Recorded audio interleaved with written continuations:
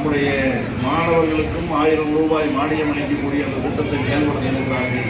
ஆகவே சொன்ன வாக்குறுதி ஒவ்வொன்றையும் நிறைவேற்றக்கூடிய ஆட்சியாக திராவிட முன்னேற்ற கழகத்தினுடைய ஆட்சி ஒரு பக்கம் இருந்து கொண்டிருக்கிற போது சொன்ன வாக்குறுதி எதையுமே நிறைவேற்றாத ஒரு ஆட்சியாக தகுதிகளை பெற்ற ஒரு வேட்பாளரை இந்த முறை நாடாளுமன்றத்திற்கு நீங்கள் அனுப்பிட வேண்டும். அதற்காக நீங்கள் உங்களது மனதிலும் நினைவில் நிறுத்த வேண்டிய ஒரே சின்னம் இரட்டை இலை சின்னம், இரட்டை இலை சின்னம், இரட்டை இலை சின்னம் என்பதை மனதில் கொண்டு ஏப்ரல் மாதம் 19ஆம் தேதி எதிர்பாராத விதமாக சந்திச்சுக்கிட்டோம். நீ கொஞ்சம் வழிவிட்டு நாங்கள் பாட்டுக்கு போகிறோம், நீங்கள் பாட்டு கேளுங்க, நாங்கள் பாட்டு கேட்கணும். ஐயா யாரும் சட்டை கிட்ட இல்லாமல் ஒதுக்கி போங்கப்பா, உங்கள் வீரத்தை காமிக்காதீங்க.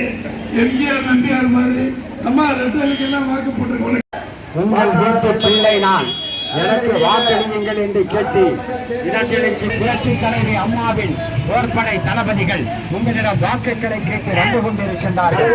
புரட்சி தலைவர் எம்ஜிஆர்